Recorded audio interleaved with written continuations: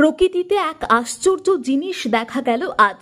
আমরা সবাই জানি সাপের খাদ্য ইঁদুর, ব্যাঙ, কিন্তু কিছু ক্ষেত্রে দেখা গেছে ব্যাঙ সাপকে খায়।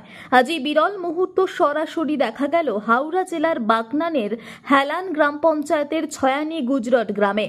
পরিবেশ কর্মী পলাশ প্রধান রোজগার দিনের মতো তার কাজ করছিলেন। হঠাৎ তিনি লক্ষ্য করেন বাড়ির পাশে একটি ডোবার ধারে গাছপালার নিচে কিছু নড়াচড়া করছে। তিনি তৎক্ষণাৎ গিয়ে দেখেন একটি পূর্ণবয়স্ক সোনা ব্যাঙ বা ইন্ডিয়ান বুল ফ্রগ একটি হেলে বা বাপ স্ট্রাইপড সাপকে গিলে খাচ্ছে। পলাশ প্রধান ব্যাঙটিকে বিরক্ত না করে এই বিরল মুহূর্ত ক্যামেরা বন্দি করেন। ব্যাঙটি আস্তে আস্তে সাপটিকে গিলে খায়।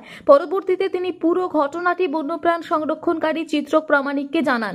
চিত্রক বলেন, পরিবেশে ব্যাঙের গুরুত্ব অপরিসীম। ব্যাঙ বহু পোকামাকড় খেয়ে, মশা খেয়ে বিভিন্ন পতঙ্গবাহিত রোগের প্রকোপ কমায়, কিন্তু আমরা ব্যাঙকে তেমন গুরুত্ব দিই না।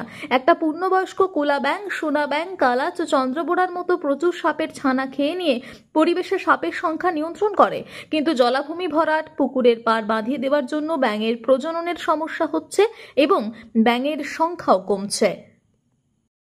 সামনে গিয়ে দেখি যে একটি পূর্ণবয়স্ক কোলা ব্যাঙ বা সোনা ব্যাঙ নামে যেটাকে আমরা চিনি, দেখলাম যে একটি হেলে সাপ বা যেটাকে আমরা চিতি সাপ নামে চিনি, ব্যাঙটি সাপটাকে গিলে খাচ্ছে। আস্তে আস্তে সাপটাকে গিলে খাচ্ছে। ব্যাঙটাকে কোনোরকম আমি বিরক্ত না করে সামনে গিয়ে ওটাকে আমি ক্যামেরাবন্দি করি। সঙ্গে সঙ্গে আমি আমার ভাই পরিবেশ প্রেমী চিত্রক প্রামাণিককে আমি ছবিটা পাঠাই।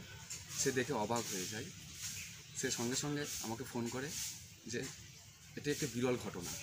আমরা সবাই জানি সাপে ব্যাঙ খায়, কিন্তু নিজের চোখে দেখলাম যে ব্যাঙ সাপ খাচ্ছে। আমরা জানি পরিবেশের ভারসাম্য বজায় রাখে ব্যাঙ পোকা মাকড় খেয়ে, কিন্তু নিজের চোখে দেখলাম যে আজকে যে ব্যাঙ সাপ খাচ্ছে। সত্যি খুবই আনন্দিত আমি দেখার পর। তাই সবার কাছে একটা অনুরোধ, ব্যাঙকে কেউ মারবেন না। ব্যাঙ পরিবেশের গুরুত্বপূর্ণ একটি অঙ্গ।